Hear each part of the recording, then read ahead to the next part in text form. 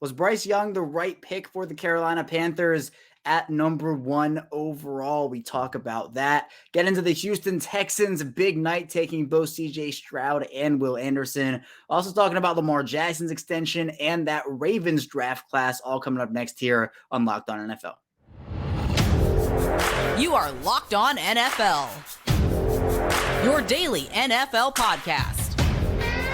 Part of the Locked On Podcast Network, your team every day.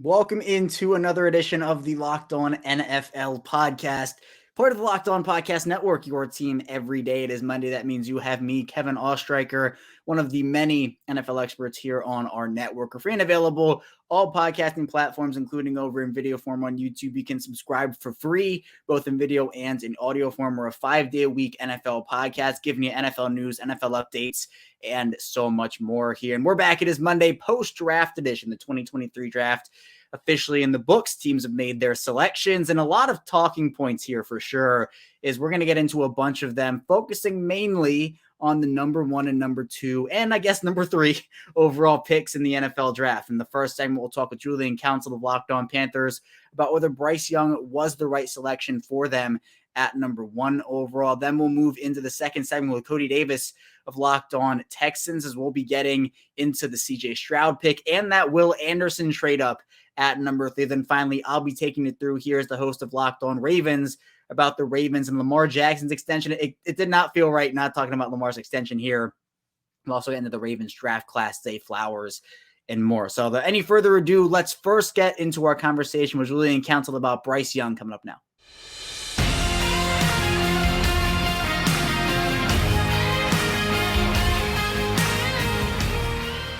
Well, the Carolina Panthers obviously made that huge trade for that number 1 overall selection. They take Bryce Young out of Alabama. Here to talk about that with me and where the Carolina Panthers could be going with Bryce Young at the helm is Julian Council, the host of Locked On Panthers. And Julian, I know there was a lot of anticipation leading up to this pick. Obviously, Carolina was set on their guy, and they said they went through the whole process, but it seemed like it was Bryce Young pretty much all the way for them. And I want to get your opinion because I know they could have gone with CJ Stroud, even a dark horse and Anthony Richardson if you wanted to go that far. Do you think that Bryce Young was the correct option for them at number 1? Yeah, let me go ahead and read a quote for you from Frank Reich from Thursday night, talking about Bryce Young and the Carolina Panthers decided to take him. He said, "You can watch the tape. There was a lot said about the size. At the end of the day, there's a lot of factors that go into it. But we're coaches, we're scouts, we watch the tape, and when you watch the tape, Bryce Young was the best player." Yes, that is very true. If you watch college football the last 2 seasons of the guys in this draft class, Bryce Young was far and away the best player. He was the simple choice. If he was 6'3", 225, there would have been no conversation.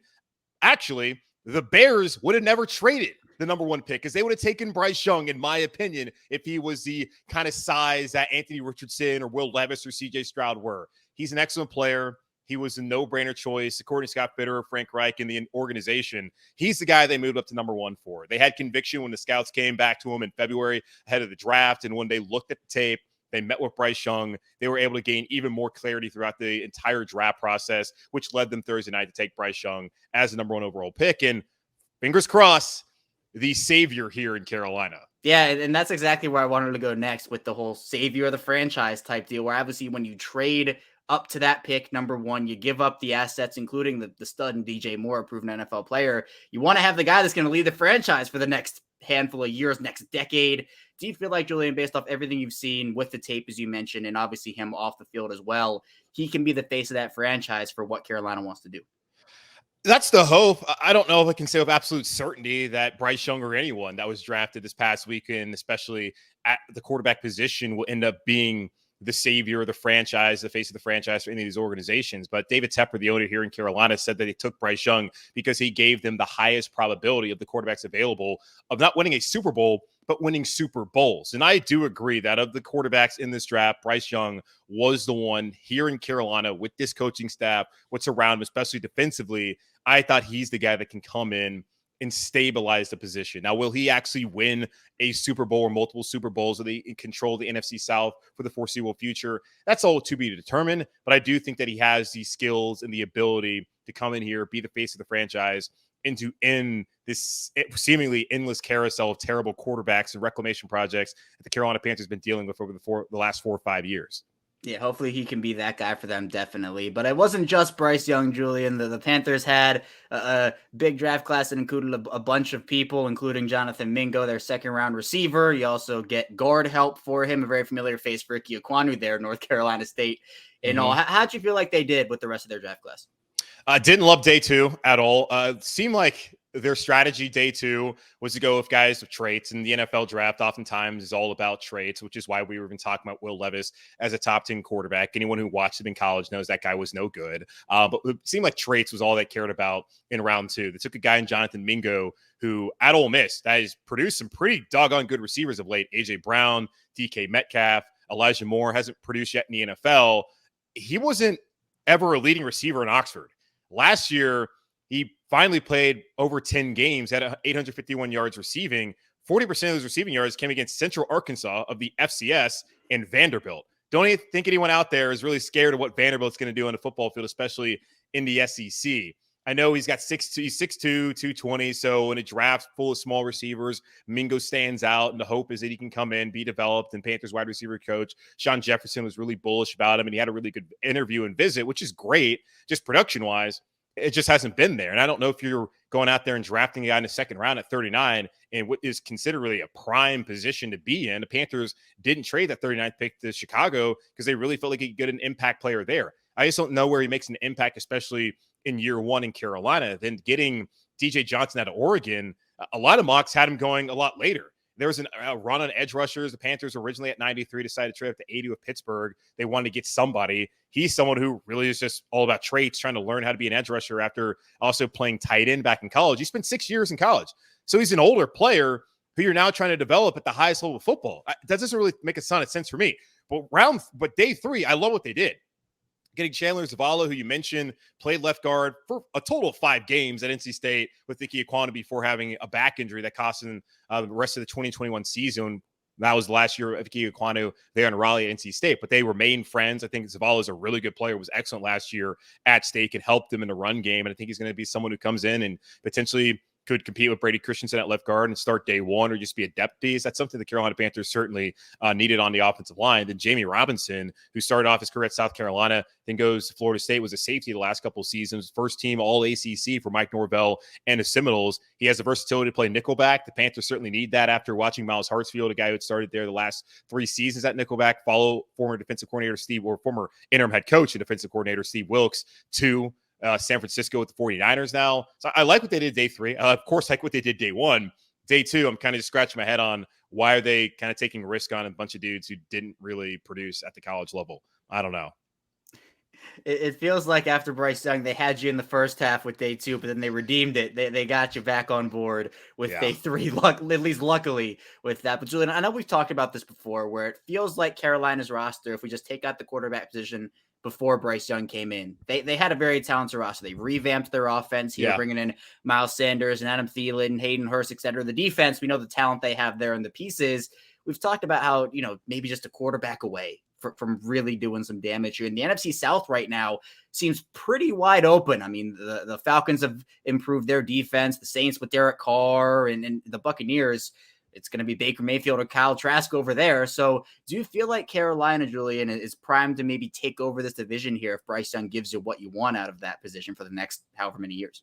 Yeah, there's an opportunity. Derek Carr, I don't know how long he's going to be in New Orleans. I think it's about 2 years. He's basically guaranteed down there with Dennis Allen and the Saints. You look at Tampa Bay, Kyle Trask, Baker Mayfield. We saw that worked out in Carolina last season. I'm not too concerned about their quarterback. And then Desmond Ridder in Atlanta. The Falcons, I was reading up on them earlier today. It seems like they have been able to clear the whole cap situation that they inherited with their general manager, Terry Fontenot, and head coach Arthur Smith. And they brought in some solid players like Jesse Bates and got Bijan Robinson. I do think Atlanta could be a threat if Desmond Ridder is any good. I would say the Saints are probably the top team right now in the NFC South, but I could see the Panthers, depending on how Bryce Young performs, whether he's ready to go week 1 or whether week 3 or 5, whatever it is, I could see them being a team that can contend for the division this year. And with the only first round quarterback that you truly like believe in, like the team is building around, they could be the team in position. I've never felt like the Panthers were a quarterback away from like winning a Super Bowl. I felt like they were a quarterback away from, being a competent franchise. Defensively, I love what they have in Brian Burns and Derek Brown and J.C. Horn, if he can stay healthy, and Jeremy Chin, especially now with new defensive coordinator Jero Rivera. I think that units can be spectacular. Special teams wise, Chris Tabor came in last year as a special teams coordinator and did a great job bringing in Johnny Hecker, who's been an all-pro punter, was on the NFL All-Decade team, having Eddie Pinheiro really stabilize the kicking position. I like what they have special teams wise. Offensively, offensive line was a strength last year after being a massive weakness over the last 5 years. And you look at the skill position, okay, it's good they brought in Hayden Hurst. Happy about that after being the only team in the NFL that really decided that we don't want to utilize a tight end. The wide receiver core is not good, if we're being honest with ourselves. Adam Thielen's about to be 33 years old. I think he can give them a good year. But if Adam Thielen's your wide receiver 1 in the year 2023, that's not a good situation. Now, the hope is moving forward, over the next couple of years of his contract at 34 and 35 years old, that the Panthers are able to bring in some other players to where Adam Thielen is not their top option. There's a reason why DJ Chark's on a second team or a third team now. They're trying to build his route tree. We'll see whether that works out, but he's only here on a 1-year deal. It's kind of time for Terrace Marshall to step up, especially after they brought in Jonathan Mingo. They're both similar size and traits. So Marshall Jr. has got to step up and do something. Don't love the wide receiver core. Miles Sanders, good player, just played a Super Bowl. Don't pay running backs, though, but I think he'll be a solid player for them. The offensive talent around Bryce Young is okay. It needs to certainly improve. They actually want to be able to control the division for the foreseeable future. But I do think quarterback-wise, they're in the best position of the 4 teams in the NFC South. So I'll slot them right behind New Orleans right now post-draft. Huge thanks to Julian for hopping on, talking Bryce Young in Carolina with me. And of course, for more on Julian's work and more Panthers content, be sure to check out the Locked On Panthers podcast, part of the Locked On Podcast Network, your team every day. Coming up in our second segment, we'll be talking with Coty Davis of Locked On Texans about CJ Stroud, Will Anderson, and so much more. Don't go anywhere. Still a lot to talk about here on Locked On NFL. But first, this episode is brought to you by Built Bar. And if you're looking for a delicious snack but don't want all the sugar and calories, then you need the best tasting protein bar ever in Built. And if you're like me, you want to make healthier snack choices, but you don't want to compromise on taste, I've got just the thing for you with Built Bars and Built Puffs. Built Bars are healthy and they taste amazing. And they taste so amazing, you won't even think they're that good for you. And what makes them so good is, for starters, they're covered in 100% real chocolate and they only have 130 calories, 4 grams of sugar, and a whopping 17 grams of protein.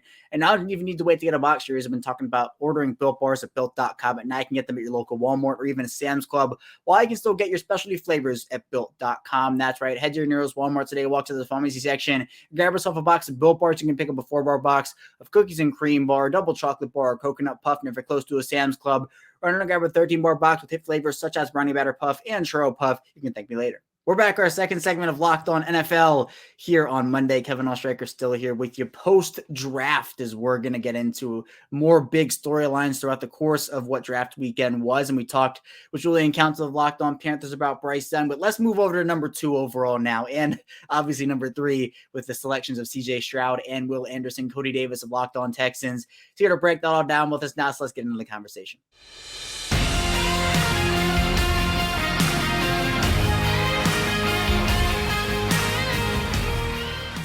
The Houston Texans made, I think, one of the biggest splashes, if not the biggest splash in this draft, getting 2 and 3, CJ Stroud and Will Anderson. You can see him dancing over here on YouTube in video form. It's Coty Davis, the host of Locked On Texans, coming in here. And I think I wanted to get Coty back on this show because if you did not watch last week's show about, we talked Derrick Henry and that with the Eagles host, Gino Camilleri. Also, Coty talked about the disaster that could have been this draft. Will Levis was the main part of that.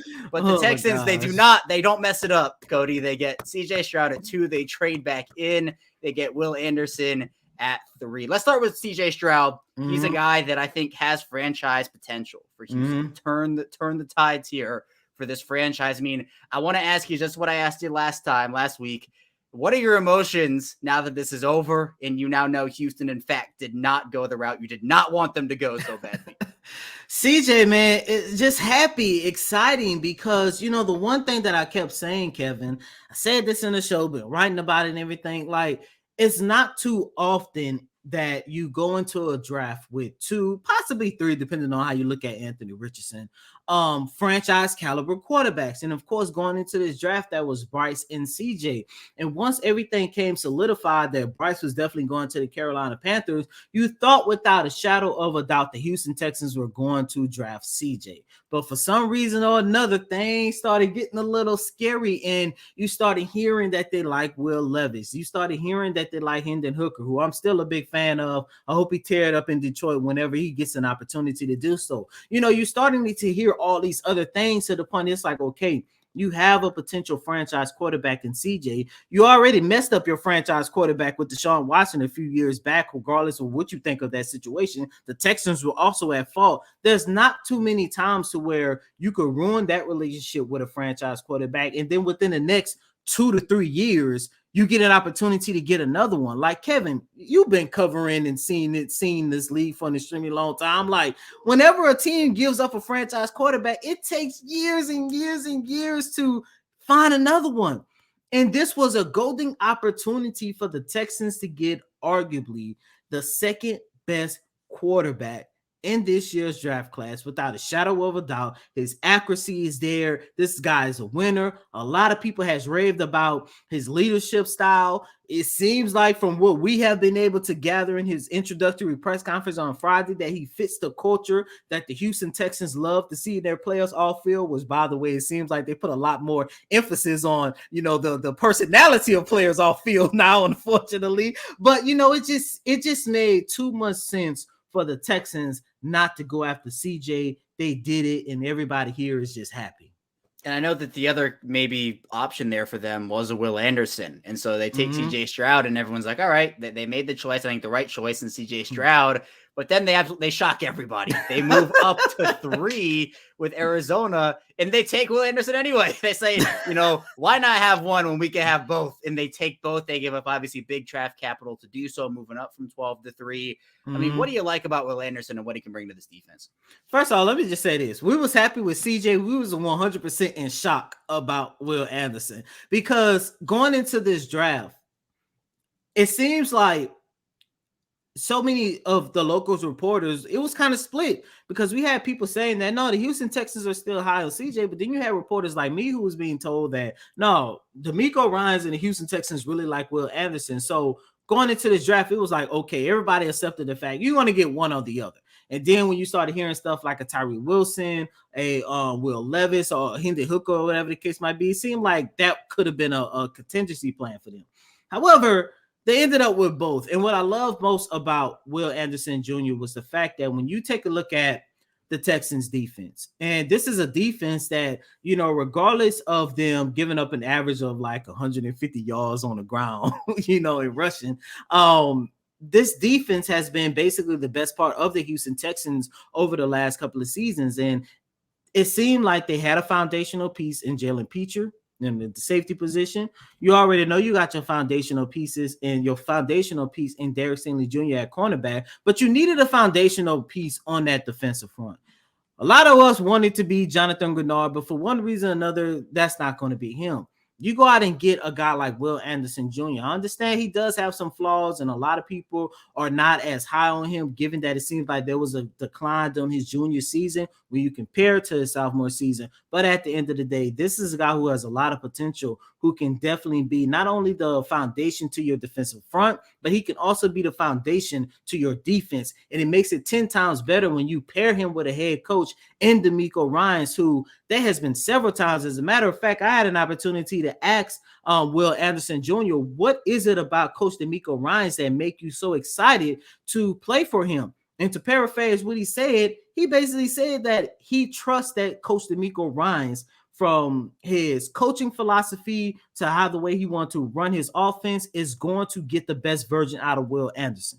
This is a guy who was, I think we could all agree, a top 10, top 5 prospect. And the fact that you also got that, look, they got a foundational piece on offense with their franchise quarterback, and now you have that foundational piece on defense with Will Anderson. Yeah, it absolutely incredible for them. But it wasn't just those two guys. They had more picks in this draft, Coty. How'd you like the rest of what they did over the course of draft weekend? I like it.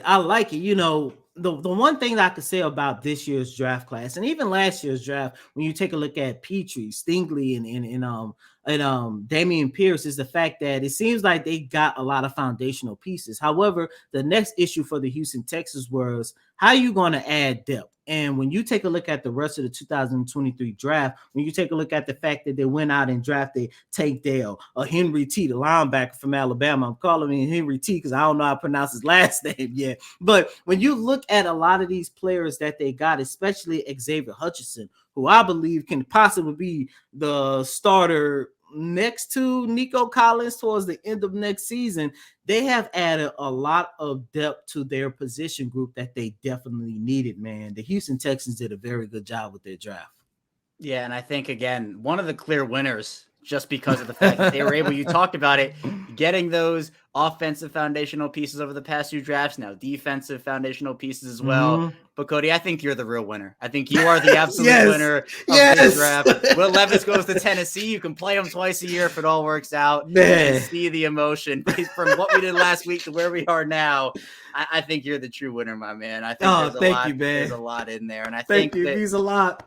What the Texans have done, I think this meant a lot to you because there was mess up potential, but they end up doing the right thing here. It was scary. And the reason why I was so scared because we have seen them do this before. There's been multiple times where it's like, this is a clear runaway pick, and then they screw it up. But it seems like those dark days are over. That's all I got to say. Huge shout out to Coty. I'm so happy for him. He was really sweating the Will Levis thing, but he gets a franchise quarterback potentially there in CJ Stroud and also an amazing defensive piece in Will Anderson. And for more on Coty's work and the Texans, be sure to check out the Locked On Texans podcast, part of Locked On Podcast Network, your team every day. Coming up in our final segment, we'll be talking Ravens. I'll be taking you through that with Lamar Jackson, talking Zay Flowers. Don't go anywhere. Still a lot to talk about here on Locked On NFL. We're back here, our final segment, Locked On NFL Monday edition. Kevin Oestreicher still here with you as we continue diving into those post-draft storylines.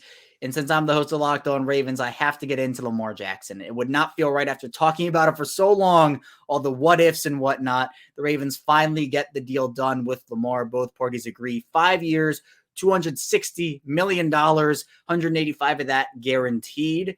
And then, to me, this is a huge weight off of everyone's shoulders, which I think is a very important piece of this. It's a weight off Lamar's shoulders, weight off the Ravens' shoulders, a weight off my shoulders and everybody as well. It just seemed like this never-ending cycle of who's saying what's it going to be. But now the Ravens have given their franchise quarterback, I think, a very good deal, both for Lamar and for the Ravens. The 52 average annual value per season makes him the highest paid quarterback at the NFL level at that part of the contract. Obviously, the guaranteed money isn't going to be anywhere near Deshaun Watson's. But again, the Deshaun Watson deal at this point, I've talked about this before, it's just a major outlier. The Browns got very desperate. They sold their soul for Deshaun Watson. It is what it is there.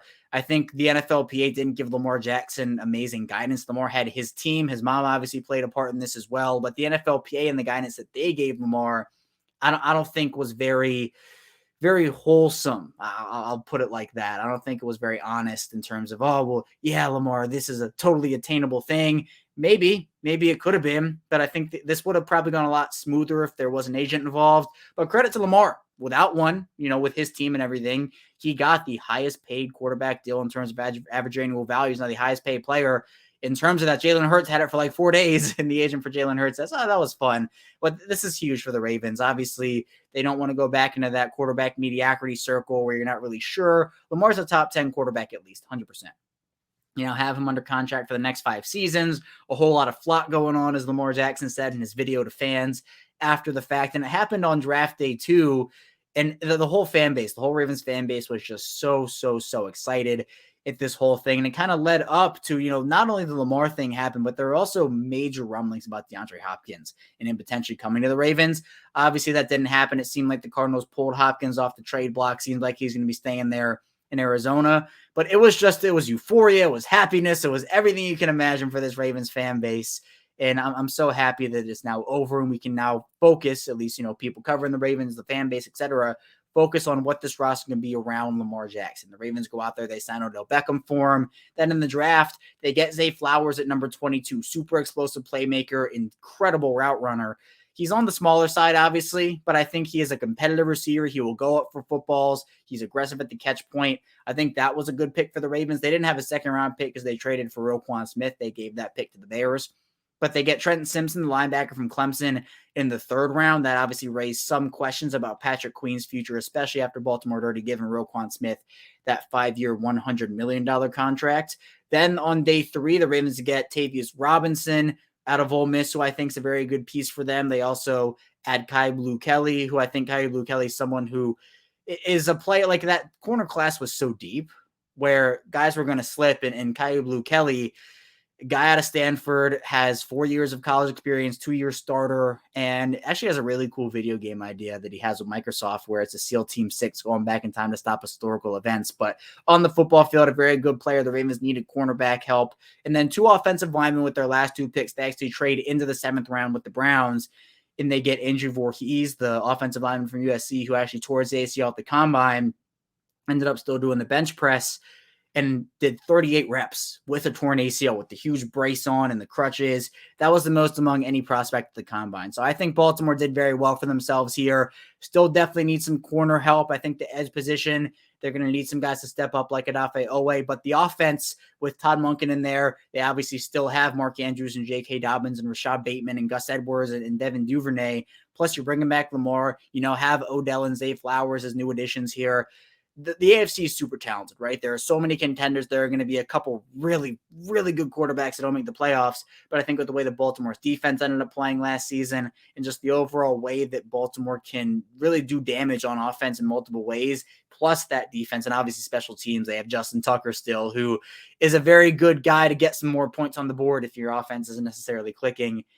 I think Baltimore has a lot of potential this year. So Lamar extension, I think he had a weight off of people's shoulders. And I think for the draft, they did a really good job. I call it a B+, A-. I think they did a very good job here. Trenton Simpson, the linebacker there, maybe they could have taken a corner, but they felt good enough with the BPA strategy. That's who the Ravens are. So a very good draft weekend for the Ravens. Obviously, Lamar's extension followed by a very solid draft class there. And for more of my work, you want to check out some Ravens content, be sure to come over to the Locked On Ravens podcast, part of Locked On Podcast Network, your team every day. But that's all I have for you here today on Locked On NFL. Thank you so much for tuning in today. I'm going to get back here tomorrow. More NFL content with your Tuesday host. So be sure to stay tuned for that, and we'll see you right back here tomorrow.